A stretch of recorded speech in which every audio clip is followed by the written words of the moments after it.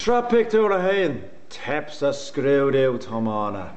Bhí buacail agus a iad san ionad tastála, agus bhí sé chun scrúdú tomána a dhéanamh an seo. Ach, far réir, bhí sé an airbhíse gar fad nach raibh.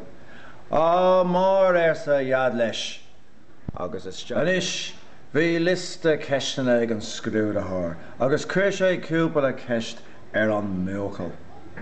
Bhí spéachlaí, agus féasóg, agus grúí gubh an scrúd athir.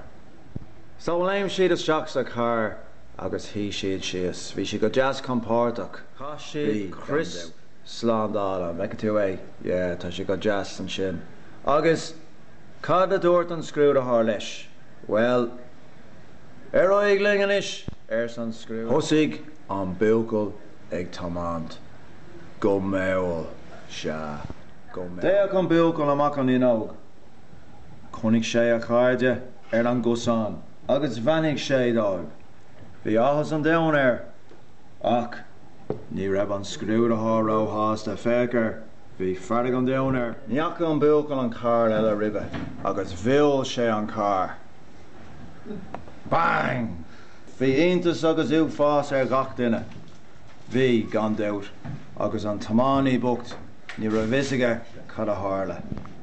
Chuir siad fis na gardaí, agus tar éis tamil tháinig siad. Bhínig an scrúd athir an scéal don garda. Bhí an tománaí eile crusta, bhí. Bhí an buacail an bhór ar fad an lad bucht. So, duine siad an scéal don garda, agus dé sé go córmach leis. Cú siad a reis go dtí an tuna tastála, hep an múcail bucht sa scrúdú.